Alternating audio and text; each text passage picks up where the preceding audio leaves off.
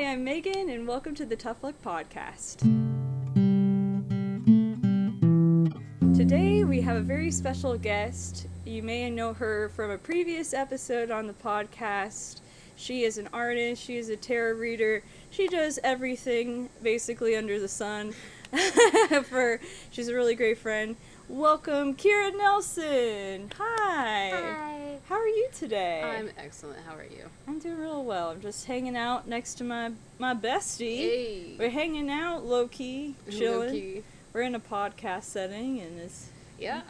And the traditional question would be, how are you? But in a way, getting a little deeper, maybe, what is most inspiring to you? What is most inspiring to me? So the month of August has been really transformative for me. Like, a lot of ups and downs. I left a job, got a new job. Started pursuing my art more. Was granted a space to do my art, which is amazing. And so art in a way has been very inspiring and very driving. I've been finding myself even just a little bit more confident in saying, like, hey, I'm an artist. And that has gotten me some opportunities of just, like, simply raising my hand and being like, hey, this is something that I do, you know. When you can call yourself an artist with confidence, saying, like, yeah, I'm good at this. Like, I'm not just this... That's a thing for me, because for me, it's not even necessarily about a skill level. Yeah. It's about my personhood. It's about who I am. Right. You know, like, I don't think that there's any artist out there that's just like, what? I just draw pictures for money. Like, that's what I do. That's just how I make a living. Like, I've never met anyone that's just like that. Like, it is a central part of your being an artist. That is crazy to me, because sometimes I enjoy art, and it's just, you know, making it, going, just finding a beautiful spot and then drawing exactly what I see. Basically, I'm not, like, super detailed about it. I just have fun with it. So whenever you say, you know, you're an artist, it brings up a lot of inspiring things inside of me, because it's like, okay, not only am I confident in what I'm doing here, I'm confident in standing up and in vulnerably sharing my creation with the world. But on top of that, having this wonderful sense of, you know, breaking the barrier of what art even is, and, like, doing your own thing. But you are an artist. It's kind of hard to believe sometimes. But you are. I mean, look at what you are creating right now. Even though it's not in a traditional medium or a fine art, so to speak, you are creating. You are an artist. You like to create things. It comes from your being. You have that inner fire that most artists have to create something outside of yourself, or, like, to filter your perception of the world into something else. Yeah, I think that's true. I think this is, like, become somewhat of an art form, even if I'm, like, kind of new to it, you know.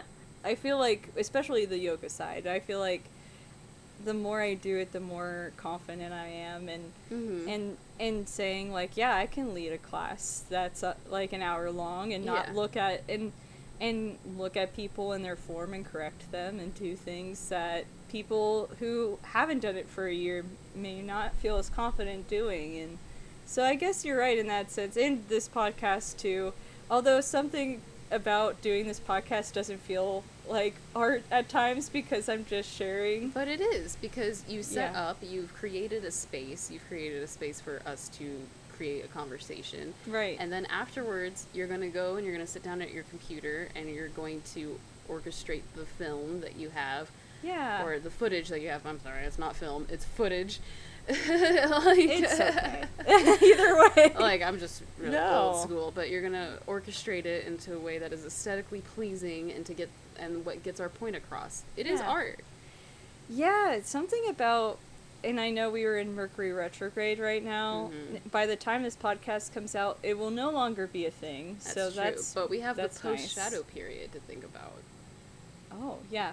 That's true. The post-shadow period of lingering. Mercury retrograde, which is essentially just every decision that you made during Mercury retrograde, you're now going to feel the repercussions of in that 3-week span after Mercury retrograde. Yeah. I'm already feeling it. I'm like, ooh. money. Was this but was this really like a good decision? Yeah, was like, it really a good decision? Or, and sometimes it's positive though too. Be like, yeah. it's affirmative. You know what I mean? Like it can be like, yeah, no, I made the right decision here. And there is something about giving ourselves that confirmation that we are good decision makers, and we do have knowing of trusting our intuition and making a good decision for ourselves. Yeah, and sometimes it's just that time span of where you see the flip side of the decision that you made, you know? Right. Like maybe I didn't see this aspect before, Sure. and now I am seeing it, you know? Yeah, absolutely. And I think you're a really good decision maker yourself. I think I try to be. Sometimes I'm a little bit impulsive. I think I disagree. I actually think maybe this is just from my perspective, but Keara has a tendency to be a slow decision maker, and in fact, that can sometimes, lend to some problems at times, I guess. Yeah, but it's better to be slow. I could say it's attributed to the Vedic Taurus rising, where it's just like, I tolerate so much, and then when I'm ready to pull the trigger, it's only because I've just been mulling it over for the last several months. So, like, and then finally I'm just like, you know what?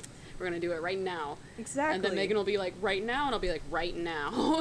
When I know it's always, like, the best decision when you say right now. Like, you're really thinking this through. Yeah, so I suppose in the sense of going off of the creative aspects of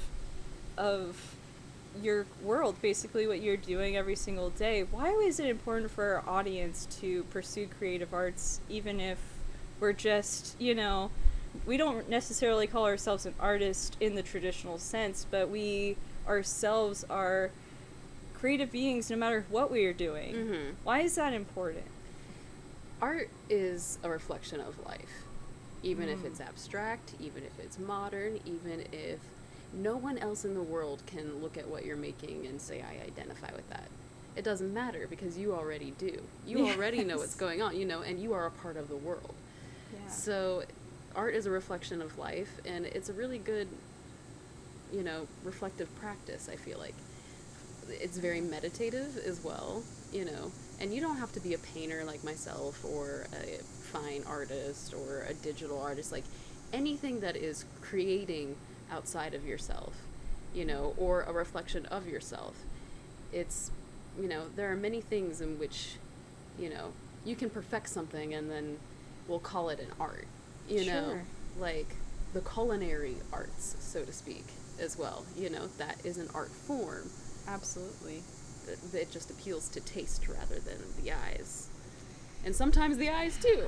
Yeah, aesthetically, I look at a commercial, right? Oh, exactly, yeah. Art is everywhere. You see, that's art. Like, that's, for Applebee's. Like, for Applebee's. This is not a sponsor for Applebee's, but you see an Applebee's commercial maybe, and it's like, I get there, I'm like, wait, this wasn't what it looked like before, but that's okay. But it's still, like, that took a creative team and having some... Creativity is everywhere, whether it just be thinking outside of the box for a split second in order to solve a problem. That is using your creative muscle or your engineering muscle, which some people say that engineers and, artists have two different kinds of brains. I'm like, I think they're more similar than, one might expect. Yeah, for a lot of times, my husband's an engineer, and he's always thinking outside of the box, like, when it comes to his work, and he, now is changing jobs right now in the process of it, and he was telling me how much, even though he is more or less a manager for a bunch of people, he was telling me, I can't just, tell people what to do all day. I have to give them the freedom to be able to decide what the best solution is, because oftentimes we limit our employees or people below us or whatever. We always, no matter what, even if you're not a manager, you still have people who are below you in life in general. So for some people, what I mean by below, you mean in a corporate, not just structure. corporate, not even just corporate, but kids are looking up to adults, like, in the hierarchy of life, we're all kind of looking up to someone. Yeah, that's true. And so, I guess in the sense of, like, there's always somebody, even if you're not a leader by occupation, you're a leader in your world. Yeah.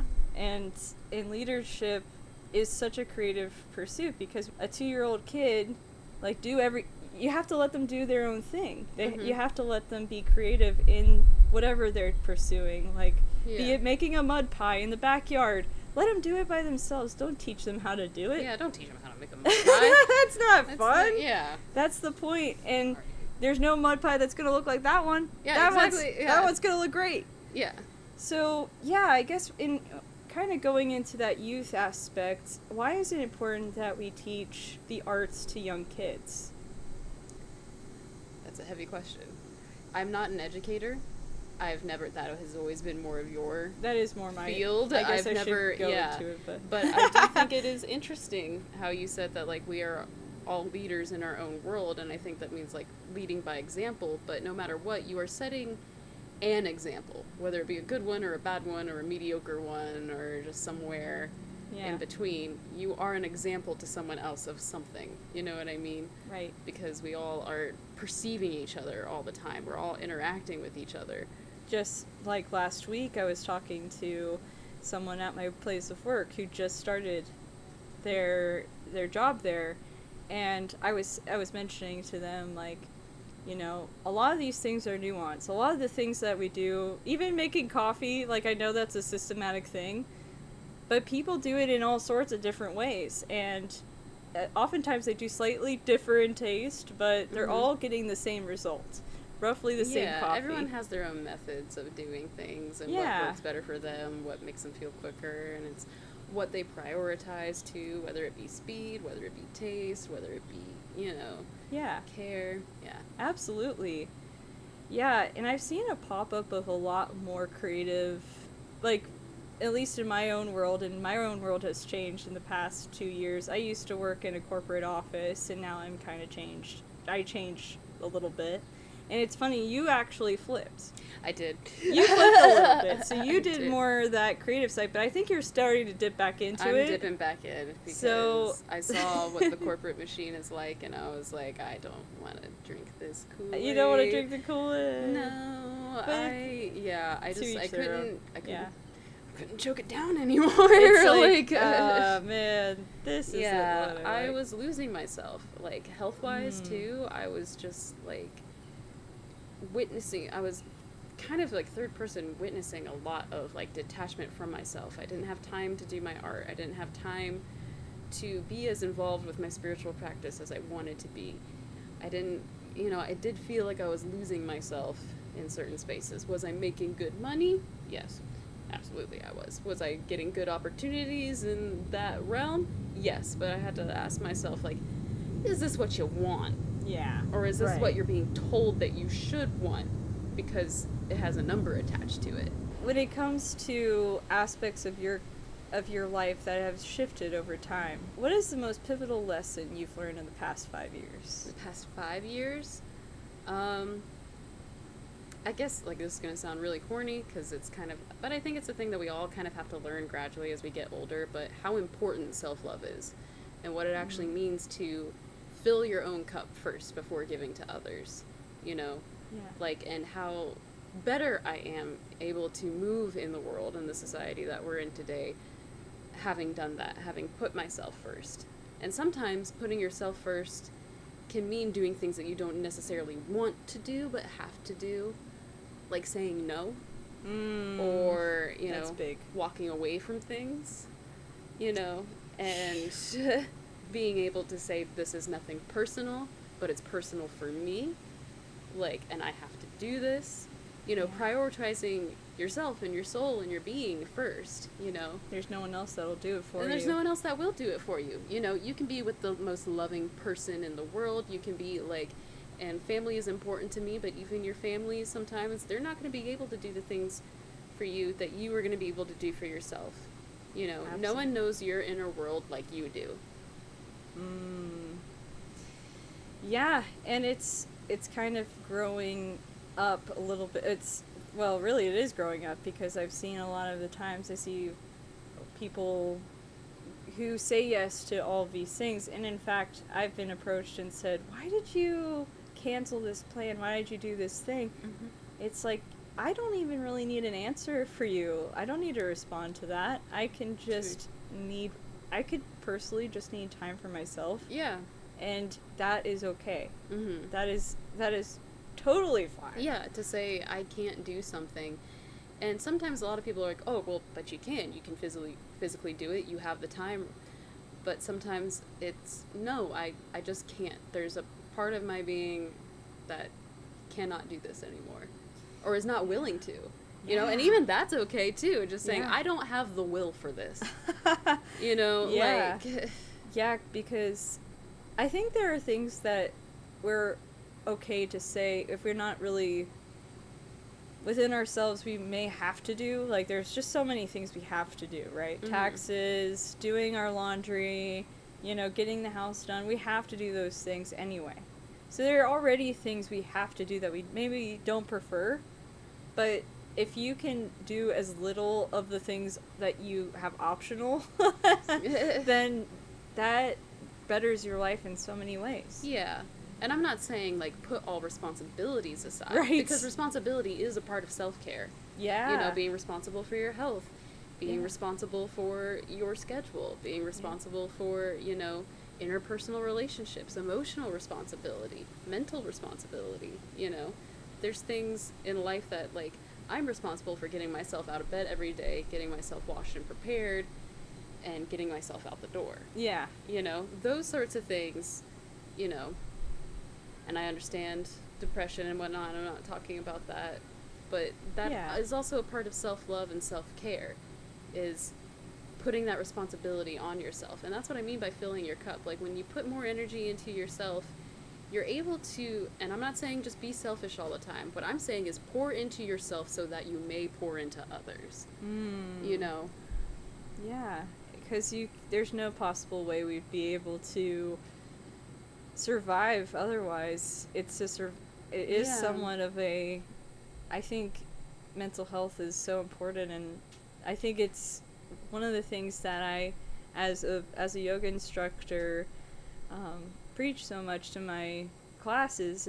It's putting yourself first, not because it's the thing that we're all doing right now. I think that's, you know, a fad, right? Like, it's like mental health, but no, it's like, if you need it, go to therapy. If you need to, go for a walk. If you need a day off, take it. Yeah. You know, and I understand financial strains and responsibilities and how we feel beholden to certain things, but it's no good if you drive yourself into the ground, you know. Sure. Work to live, don't live to work. Like, yeah. You know, and I mean that in, like, I think work is important, but, like, work for, like, yourself, you know what I mean? Like, there's a difference between work and the thing that, like, finances my life and all that, and then there's the work that you do, you know, whether that be work on yourself, or if you're an artist, or if you know, are a yoga instructor, or, you know, you work on your relationships, like, whatever work is important to you. Well, thank you for your input today. Thank you so much for showing up for these lovely people. I mean, I know that you have a busy life, and this isn't easy, like, doing this too. But it's my pleasure. Like, this is something that inspires me as well. Having conversations, interpersonal relationships, like learning and discussing things that are outside of the ego and your own world and your own doings, you know. Yeah, absolutely. And it is good, and I think people need podcasts like this, actually, because it's like, not even to mention, it's like, because we're real people doing real life things, and this is just our experience. Yeah, exactly. Like, and we're just sharing our perception, our limited perception through my own eyeballs and my own brain chemistry into what I see and perceive, and to what you see and perceive. Well, thank you. Anything that you would like to plug before we sign off? I promote art. That's what I'm gonna say. I promote art of the world. That's what I'm doing. Sweet. There we go. Thank you for coming today. Thank you for having me, Megan. Have a wonderful... I love you. And with that, mwah! Bye! Like, what's most inspiring to you recently? What is most inspiring to me recently? I'll tell you what, the month of August for me has been kind of a whirlwind. Like, a lot of change has happened. Like, planes. So sorry. Birthplace of aviation. We got.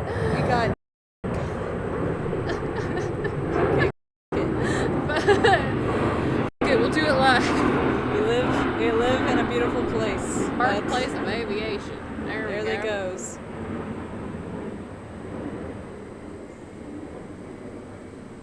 Okay. Let's start that again. Take 2.